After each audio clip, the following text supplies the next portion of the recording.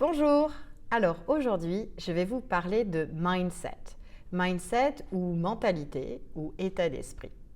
Pourquoi c'est important de réfléchir à ce sujet? C'est parce que bien souvent, c'est une thématique aussi qui revient en coaching chez les personnes, parce que souvent, on peut se retrouver coincé dans une mentalité ou dans un état d'esprit un peu plus négatif, un peu plus obscur, un peu plus tourmenté, puis on a envie de dépasser ça et de se tourner vers un état d'esprit qui va être davantage positif, voire gagnant. On entend parler souvent de cette expression, une mentalité gagnante, une mentalité performante. Alors encore là, ce sont des termes qui peuvent avoir une certaine limite ou qui peuvent provoquer chez vous une certaine résistance. Mais en réalité, il y a quand même une utilité à réfléchir à comment est-ce qu'on peut glisser d'une mentalité à une autre pour arriver à avancer avec nos objectifs et avec les choses qui nous sont très importantes et qui nous tiennent à cœur. Alors aujourd'hui, on va se parler de mindset et de mentalité. Alors, il y a une forte croyance en coaching finalement que l'état d'esprit, notamment positif, est la clé pour l'accomplissement des plus hauts objectifs qu'on se fixe. L'importance accordée à l'état d'esprit ou le mindset est liée à la capacité que nous avons de reprogrammer notre cerveau avec des messages positifs et stimulant notre néocortex. C'est un sujet que j'ai déjà abordé dans une vidéo précédente sur mieux comprendre notre cerveau et toute cette question de la reprogrammation, de comment stimuler son néocortex pour pratiquer, finalement muscler notre capacité à visualiser, puisque c'est une partie de notre cerveau qui est très associée au visuel et à l'ouverture d'opportunités futures et à l'imagination finalement des possibilités. Mais la réalité fait que face à de nouveaux défis ou de profonds changements, ça peut être extrêmement difficile d'adopter finalement cette mentalité positive ou ce mindset. Donc on peut aisément se retrancher dans un état d'esprit davantage négatif ou pessimiste. Alors, on se lève par exemple du mauvais pied le matin après une nuit d'insomnie, on apprend une mauvaise nouvelle qui va du coup bouleverser le reste de notre journée, on se fait du souci pour l'avenir, comme c'est le cas en ce moment avec la crise que nous traversons, on se fait du souci pour nos proches. C'est autant de raisons pour lesquelles ça peut être difficile finalement de magiquement adopter une mentalité gagnante ou une mentalité positive quand on a l'impression que tout autour de nous, il s'agit d'adversité ou que le monde nous semble beaucoup plus sombre. Donc il y a 1000 raisons qui font qu'on garde un état d'esprit positif ou négatif et c'est de ça dont je vais vous parler et vous donner quelques trucs finalement pour arriver à passer d'un état d'esprit ou un mindset à un autre. Donc pour faire ce glissement, il faut vraiment se concentrer sur des questions puissantes dont le langage pousse déjà à une programmation du cerveau qui va être différente. Donc en somme, ce que je veux dire par là, c'est que poser les bonnes questions, se poser les bonnes questions peut changer votre mindset en le faisant passer d'une mentalité qui va être plus limitée à une mentalité qui favorise l'ouverture et du coup où on reprend le contrôle ou notre pouvoir sur notre capacité de visualiser et d'envisager de nouvelles possibilités. Donc vous comprendrez dans ce que je vous dis que le langage est vraiment au cœur de ce glissement de mentalité. Et la façon dont on se parle, les mots qu'on utilise, dans les questions puissantes qu'on va se poser mentalement, vont avoir un impact énorme sur ce glissement finalement de mentalité. Et donc, ce changement de langage, ça passe forcément par un recadrage. Donc en fait, nous avons tous l'habitude, parfois inconsciemment, de nous poser des questions, et ce tous les jours.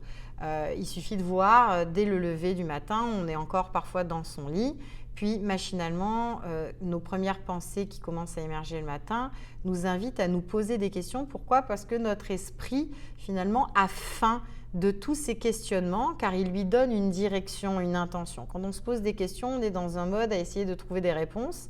Alors, le type de questions qu'on se pose va donner lieu à des réponses qui sont cadrées de manière différente. Donc les questions qu'on se pose ont un impact énorme sur tout ce que nous faisons finalement dans la vie. Elles déterminent nos capacités, la qualité de nos relations et même la qualité de nos revenus. si vous pouvez me croire une seconde, sur la façon dont on va penser à notre capacité à générer des revenus ou alors à aller développer finalement son potentiel professionnel ou ses relations professionnelles, etc. En posant les bonnes questions, nous pouvons passer à un état d'esprit qui est finalement plus responsabilisant et trouver les réponses nécessaires pour changer n'importe quel aspect de notre vie. Je sais que ça a l'air enthousiaste et que ça vous paraît peut-être un peu trop gros pour être vrai, mais il y a de nombreuses études qui le montrent. Puis je peux l'observer au quotidien avec le travail que je fais en coaching, parce que le coaching repose finalement sur la formulation de questions puissantes qui vont inviter les personnes à reprogrammer et à recadrer leur manière de penser et du coup leur manière de repenser les problèmes et d'y répondre. Donc s'entraîner à le faire de soi-même, lorsque on se réveille le matin, la façon dont on a de reprogrammer même les questions qu'on va se poser, ça a forcément un impact positif sur les réponses qu'on va obtenir et qu'on va se donner à ces questions-là. Alors, quelles sont les bonnes questions, vous pourriez vous demander, pour opérer ce changement d'état d'esprit? Une question là très importante.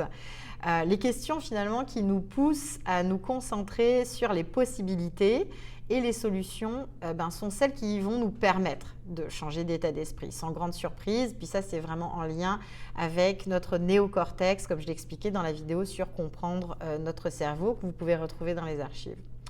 Le problème, c'est que nous pouvons facilement prendre l'habitude de nous poser des questions limitantes, voire mentalement et émotionnellement invalidantes.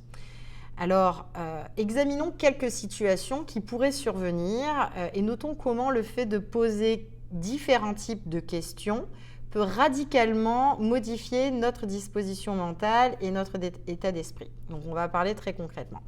Disons qu'on est lundi matin, votre réveil vient de sonner. Quelle est la première question que vous vous posez ?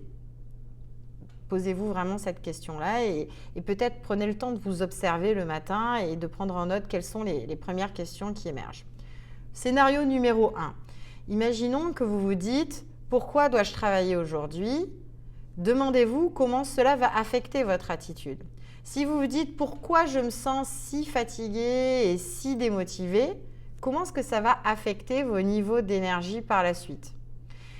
Avec ces deux questions simples, vous vous préparez à une journée qui finalement va être décevante. Parce que la façon dont vous formulez même ces questions, c'est que tout de suite, vous les formulez par la négative, par une émotion négative, par le fait que vous vous dites « je me sens démotivé, je me sens super fatigué, du coup, je n'ai pas envie de travailler, mais pourquoi est-ce que j'irai travailler ?»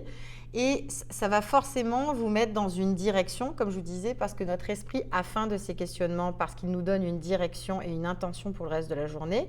Si les questionnements dont on se nourrit sont des questionnements qui visent finalement à une disposition mentale qui va déjà être décevante, forcément que les réponses et le cours de la journée ne risquent pas d'être très enthousiasmants.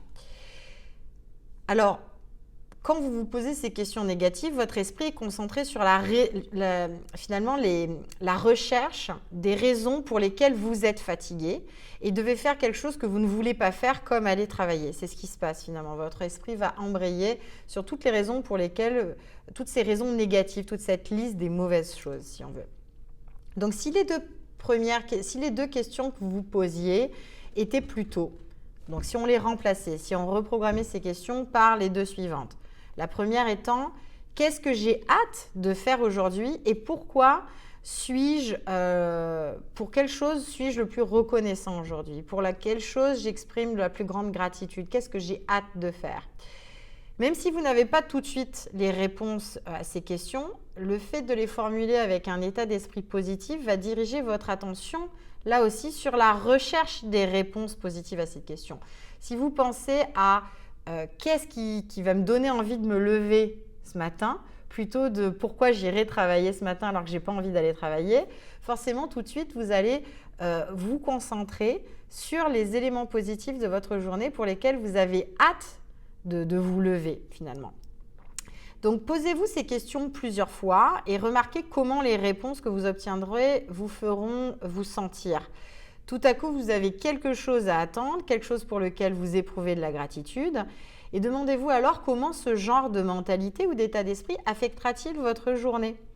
Alors, je vous invite à essayer ça pendant au moins une semaine et vous observez, même peut-être tenir un carnet dans lequel vous pourriez noter comment systématiquement, quand vous vous prenez en train de formuler une question à la négative et vous la reformulez avec quelque chose pour lequel vous voulez exprimer soit de la gratitude, soit de l'enthousiasme, parce qu'il y aura une chose pour laquelle vous avez hâte de vous lever le matin, vous allez pouvoir mieux apprécier cette transformation qui s'opère sur le long terme. Puis c'est aussi parce que quand on pratique un exercice comme celui-là plusieurs jours consécutifs, on peut plus durablement reprogrammer son cerveau à penser différemment. Donc je serais curieuse de connaître vos avis sur le rapport entre l'état d'esprit et les questions que nous nous posons et la formulation de questions puissantes. Puis je publierai bientôt un exercice destiné aux membres Patreon de la médiathèque au niveau supérieur qui leur permettra finalement d'approfondir cette question et de travailler cette connexion entre mindset et questions pour faciliter un état d'esprit positif au quotidien. Alors j'espère que ça vous a plu et puis je vous dis à très bientôt pour de nouvelles vidéos sur la médiathèque d'Ariadne Coaching. Au revoir et merci.